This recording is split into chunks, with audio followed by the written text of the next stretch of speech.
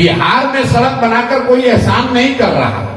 अगर आपको नॉर्थ और अगर ईस्ट और वेस्ट को आपको जोड़ना है तो बीच में बिहार है, तो बिहार हो ही के तो सड़क जाएगी भाई। अगर आपको बंगाल को दिल्ली से जोड़ना है तो बिहार होके ही तो सड़क जाएगी। बिहार को कोई एहसान थोड़े ना कर रहे हो। तो ये लोग जो कहते हैं हम सड़क बनवा दिए, अरे भाई सड़क आपने इसलिए बनवाया है कि कलकत्ता से सामान दिल्ली आराम से पहुंचे।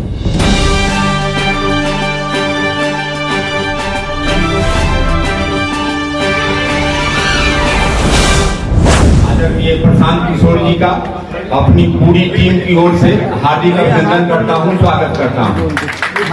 साथियों, आज हम लोग का कार्यक्रम हाजीपुर प्रखंड अंतर्गत चपता ग्राम में बदलाव यात्रा जो पूरे बिहार में चल रहा है, उसी के क्रम में आज हाजीपुर प्रखंड अंतर्गत चपता ग्राम में रखा गया है। और उसी क्रम में आदरणीय प्रशांत किशोर जी जहां भी जाते हैं, मीडिया के साथियों से निश्चित रूप से अपनी बात, जो सवाल आप लोगों की तरफ से आते हैं, रखते हैं। इस कार्यक्रम में हमारे साथ उपस्थित है लालदेव कुशवाहा जी, प्रतिभा सिन्हा जी, सर्वेश्वर जी, जयप्रकाश जी, धनंजय जी, राजदेव जी, चंद्रदेव बाबू, डॉक्टर साहब, मलाकार जी और अन्य साथी लोग यहाँ पर हैं उपस्थित। हमारे पासवान जी हैं, महुआ के साथी, पातेपुर के साथी, और इस सभागार में कई चिरपरिचित चेहरे, विनोद बाबू वगैरह हैं, राम बच्चन जी वगैरह हैं, सब लोग हैं, धर्मेंद्र जी वगैरह हैं। सभी लोगों को इस कार्यक्रम में आने के लिए हार्दिक अभिनंदन और स्वागत है। और खास करके जो हमारे प्रिंट मीडिया, इलेक्ट्रॉनिक मीडिया और सोशल मीडिया से जुड़े हुए जितने भी हमारे साथी हैं, सबको हमारी ओर से हार्दिक अभिनंदन। अब आप लोग अपना जो भी प्रश्न एक एक करके हम आग्रह करेंगे कि जो भी साथी हैं आदरणीय प्रशांत किशोर जी से जो जानना चाहते हैं, आगे एक एक करके बारी बारी से पूछते जाएंगे, जवाब आपको मिलता जाएगा। धन्यवाद। बहुत बहुत धन्यवाद अध्यक्ष जी। मंच पर बैठे मेरे जनसुराज के सभी साथियों का और साथ में वैशाली जिला के सारे पत्रकार बंधु जो समय निकाल कर यहाँ आए हैं, सबका अभिनंदन, सबको शुक्रिया।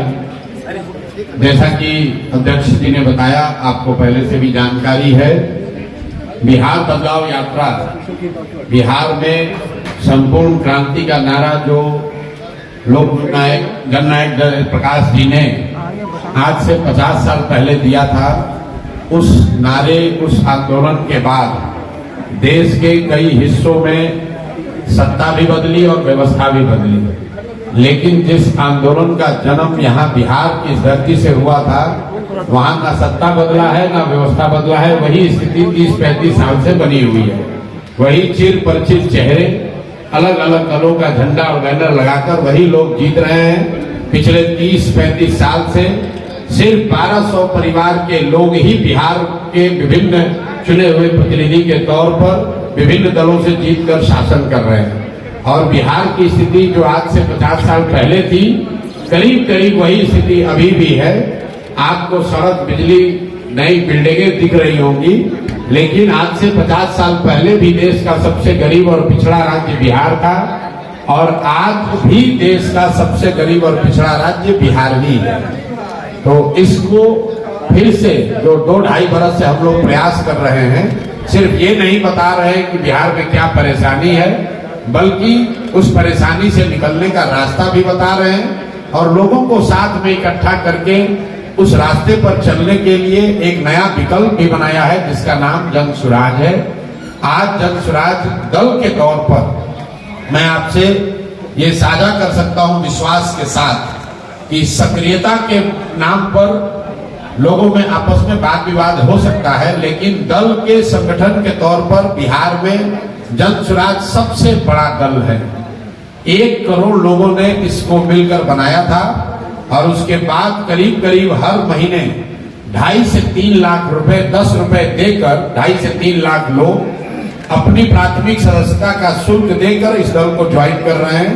अभी करीब करीब 1.25 करोड़ लोग जनसुराज की इस पूरी व्यवस्था से जुड़े हुए आप हैं आज। और ये आप कह सकते हैं कि बहुत सारे इसमें लोग जो जुड़े हुए हैं वो सक्रिय न हो, लेकिन ये लोग जो जन स्वराज के विचार से प्रयास से जुड़े हैं, इसी का असर है कि आप जब देख रहे हैं कि बिहार बदलाव यात्रा में जो सभाएं हो रही हैं, तो पूरा बिहार हतप्रभ है कि इतने लोग आ कहां से रहे। जितनी भी राजनीतिक व्यवस्था से जुड़े हुए लोग हैं, उनके मन में ये प्रश्न नहीं है कि वोट कौन देगा कौन नहीं देगा। सबसे ज्यादा लोग हतप्रभ इसलिए हैं कि इतने लोग आ कहां से रहे इतनी गर्मी में। तो वो बदलाव की चाहत रखने वाले करोड़ों लोगों की ताकत है। और जन स्वराज जैसे नए ताकत का असर कर देखिए, आज मैं बिहार के जितने भी 60 वर्ष से ज्यादा उम्र के वृद्ध लोग हैं, उनको बधाई और शुभकामना देता हूं कि जन स्वराज ने पिछले 3 वर्ष में जो आवाज उठाई है कि इस महंगाई के जमाने में 400 रुपया भीख जो सरकार दे रही थी पेंशन के नाम पर, कम से कम अब आंख उनकी खुली है और उसको 1100 किया है। तो बिहार के सारे वो लोग, वृद्धजन, दिव्यांग, विधवा, जिनको 400 रुपया मिलता था उनको 1100 मिलेगा। लेकिन मैं आपके माध्यम से बिहार की जनता को बताना चाह रहा हूं कि आपके बदहाली का, परेशानी का जो जन स्वराज ने वादा किया है, दौर खत्म होने वाला है। ये जो पेंशन अभी बढ़कर 1100 हुआ है, ये छठ के बाद 2000 हो जाएगा। और सिर्फ पेंशन की बात नहीं है, ये लोकतंत्र की ताकत है। जैसे ही विकल्प सामने दिखेगा तो निश्चित तौर पर सभी दलों को कुछ न कुछ काम करना पड़ेगा। सरकार पर दबाव है कि अगर काम नहीं करोगे तो जनता तीसरे किसी विकल्प को चुन लेगी। तो जन स्वराज को इस बात की खुशी है, चुनाव जब होगा तब होगा, कौन जीतेगा कौन हारेगा, लेकिन ये प्रयास जो है ये ऑलरेडी आज कम से कम 25-30 लाख लोग, हालांकि बिहार में 1.25 करोड़ लोग हैं जो 60 साल से ऊपर के हैं, दिव्यांग हैं या विधवा कैटेगरी में हैं, लेकिन करीब 25 लाख लोगों को ये पेंशन मिलता है। तो उन 25 लाख लोगों के लिए खुशी की बात है कि समाज में सबसे कमजोर और जो गरीब लोग हैं उनको 400 के बजाय कम से कम 1100 मिलने लगेगा। और जन स्वराज में हम सब के द्वारा पिछले 2-3 साल में किए गए प्रयास का ये एक सुखद परिणाम है और ऐसे कई परिणाम आपको सामने दिखेंगे। अब आपका जो सवाल है आप सवाल कर सकते हैं। बहुत बहुत धन्यवाद। सर, दिलीप जायसवाल ने आपके ऊपर आरोप लगाया, साइबर थाने के अंदर उन्होंने रिपोर्ट दर्ज कराई है कि प्रशांत किशोर की पार्टी जो है वो फेक आईडी बीजेपी की बनाकर के ये देखिए, ये तो पहले तो ये पुरानी खबर है। मैं तो इंतजार कर रहा हूं कि किस थाने में दिलीप जायसवाल ने केस किया है, वो थानेदार या उसका एसपी डीएसपी जो भी पदाधिकारी है वो कब हम लोग के पास आएगा। दिलीप जायसवाल को ये भी नहीं पता है, इस बयान के जरिए दिलीप जायसवाल ने अपनी कल ही खोल ली। उनको ये भी नहीं पता है कि फेसबुक पेज क्या होता है और फेसबुक ग्रुप क्या होता है। जो बात दिलीप जायसवाल ने कही वो कोई फेसबुक पेज नहीं है, वो फेसबुक ग्रुप है जो 2 बीजेपी के लड़के आज से 8 साल पहले से चला रहे हैं।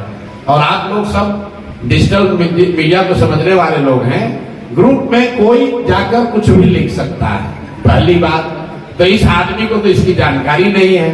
हमने उसी दिन कहा कि आपकी सरकार है बिहार में, देश में भी एनडीए भाजपा की सरकार है और दिलीप जायसवाल यहाँ पर भाजपा के अध्यक्ष हैं। बिहार में पूरे देश में जितने भी साइबर के एक्सपर्ट हैं और जितनी दिलीप जायसवाल की ताकत है, सब लगाकर जांच करवा लें।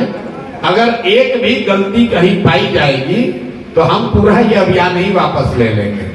लेकिन उसी बयान में हमने ये भी कहा कि जब दिलीप जायसवाल ने बात छेड़ दी है तो दिलीप जायसवाल को अपने ही सरकार से सही ये भी जांच कराना चाहिए कि जिस कॉलेज को कब्जा करके बैठे हुए हैं, सिखों के माइनॉरिटी स्टेटस का एकमात्र मेडिकल कॉलेज है बिहार में, और उसी कॉलेज में कभी क्लर्क हुआ करते थे। उस कॉलेज में जो उसको बनाने वाले थे सरदार करतार सिंह जी, उनकी संदिग्ध अवस्था में मृत्यु हुई है और ये साहब आज उस कॉलेज को कब्जा करके बैठे हैं। तो वो किस थाने में गए हैं केस करने हम तो नहीं जानते हैं। दिलीप जायसवाल, कोई थानेदार अभी तक आया नहीं है। लेकिन अब दिलीप जायसवाल पहले बताएं कि जिस कॉलेज के तुम मालिक बन के बैठे हुए हो उस कॉलेज पर कब्जा कैसे किए हो ये बताओ, और ये बताओ कि पिछले 25-30 साल में उस कॉलेज से, ध्यान से सुन लीजिए, उस कॉलेज से बिहार के कितने नेताओं के बच्चों ने मेडिकल की डिग्री हासिल की है। इस आदमी का पूरा राजनीतिक कैरियर, ये गलत जगह इन्होंने बटन दबा दिया है। ये समझ रहे हैं कि हमको डरा देंगे। मेरे भाई, अब आप अभी 2-3 दिन के बाद मैं डिटेल प्रेस कॉन्फ्रेंस करने वाला हूं इस कॉलेज की, इनकी यात्रा पर, कि ये कैसे उस कॉलेज के मैनेजमेंट कमेटी में घुसे, अपने बहू को जो सिख है उसको उसका इंचार्ज बना दिया है। भाई, उस कॉलेज का मालिक कोई सिख ही हो सकता है। और पिछले 25-30 साल में सरकार चाहे जिस किसी की भी रही, यहाँ बहुत सारे युवा हैं, इसको चलाइए भैया। मेडिकल में आपके बच्चों का एडमिशन होने के लिए आपको 4 बार 5 बार टेस्ट देना पड़ता है। और ये जो कॉलेज है जो इनके अध्यक्षता में, इनके मार्गदर्शन में चल रहा है, इसमें बिहार से के कितने नेताओं के बच्चों ने, उनके भांजों ने, उनके भतीजों ने, उनके भाइयों ने मेडिकल की डिग्री हासिल की है। ये रिकॉर्ड दिलीप जायसवाल को जारी करना चाहिए। नहीं करेंगे तो हम जारी करेंगे। कि आप देखिएगा कि कोई नेता किसी दल का बचेगा नहीं। कम से कम 50 से ज्यादा नेताओं को, ध्यान रखिए, 50 से ज्यादा अलग अलग दल के नेताओं ने अपने परिवार के से जुड़े हुए लोगों को उस मेडिकल कॉलेज के माध्यम से डॉक्टरेट की डिग्री, मेडिकल की डिग्री दिलवाई है। और दिलीप जायसवाल का पूरा राजनीति इसी पर है। अब आप लोग जाकर पूछ लीजिएगा कि प्रशांत किशोर ने आरोप लगाया है, जो दम है वो कर लो। और इससे पहले एक और नेता थे, सर्वदलीय नेता, इसका नया नाम रखे हैं, इसका नाम है सर्वदलीय नेता। आप लोग, हम लोग सुनते हैं नेता लोग दल बदलता है, तो अशोक चौधरी ने उसका एक स्टेप आगे का रास्ता निकाल लिया। ये कहा दल क्यों बदले, सब दल में एक एक आदमी को रख दो, दल बदलने की जरूरत नहीं है। बाबूजी कांग्रेस में, बेटा जदयू में, बेटी लोजपा में, और दामाद खुदे से कहे कि आरएसएस भाजपा में। तो भाई कोई दल बचा नहीं, हमने कहा एक आरजेडी बचा है, उसमें भी परिवार का कोई रख दो कि कोई भी जनता कहीं वोट दे तुम ही रहोगे।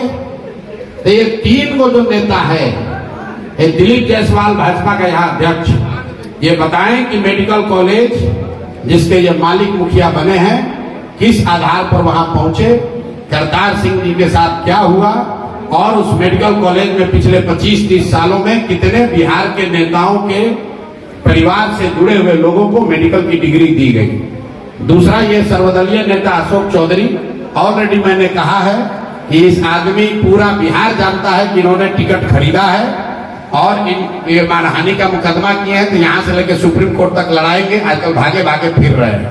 और तीसरा एक है मंगल पांडे, जिनके कालखंड में पूरे बिहार में स्वास्थ्य व्यवस्था में खाली अमंगल ही हो रहा है। कोविड के बोला कि हमारा मंगल काल चल रहा है, तो मंगल काल उसका खुद का चल रहा है। पूरे बिहार के लोगों का अमंगल काल चल रहा है। कोविड के जमाने में क्यों बोल रहा है समझ लीजिए, तीनों को क्यों चिन्हित किया है। ये दिलीप जायसवाल अभी राजस्व मंत्री थे, ये जो जितना लैंड का डिजिटाइजेशन हुआ है, सीओ बीडीओ के ऑफिस में जो भ्रष्टाचार फैला है, ये पैसा कौन ले रहा है भाई? सब आदमी कह रहा है बिहार में बहुत भ्रष्टाचार है, तो पैसा जा कहाँ रहा है? ये पैसा जा रहा है नीतीश कुमार के उगाही मंत्रियों के पास। ये 3, 4, 5 जो मंत्री है, यही सब लूट रहा है अफसरों के जरिए, व्यवस्था के जरिए। और प्रशांत किशोर जनसुराज इन लोगों से डरने वाले नहीं है। केस करना है केस करो, आगे मैदान में चुनाव लड़ना है चुनाव लड़ो, कोई डरने की बात नहीं है। इनके मुखिया पर नीतीश कुमार को के बारे में मैंने कहा है कि भाई आदमी मानसिक तौर पर अस्वस्थ हो गए हैं, इससे बड़ा तो कोई मानहानि नहीं होगा। हम कह रहे हैं कि मानसिक तौर पर आप स्वस्थ नहीं है, भैया आपको तो पहले जाकर हम पर मानहानि करना चाहिए, केस करना चाहिए कि प्रशांत किशोर गलत बोल रहे हैं, नीतीश कुमार मानसिक तौर पर स्वस्थ है, प्रशांत किशोर गलत इल्जाम लगा रहे हैं। हम आपको कह रहे हैं कि बिल्कुल दावे के साथ कह रहे हैं कि नीतीश कुमार मानसिक तौर पर स्वस्थ नहीं है। अगर हम बात गलत कर रहे हैं तो किसी मेडिकल बोर्ड को बैठाकर जांच करा लीजिए। अगर उससे भी नहीं भरोसा है तो थाने में केस कर दो, उससे भी नहीं भरोसा है तो जाकर कोर्ट में केस कर दो। हम डरने वाले नहीं हैं। सही बात, सत्य को कोई डरने की जरूरत नहीं है। इनका पोल खुलने ही वाला है और जनता रोज देख रही है। इन लोग का आखिरी समय आ गया है राजनीतिक तौर पर, अब इनका किनारा करने का टाइम हो गया है।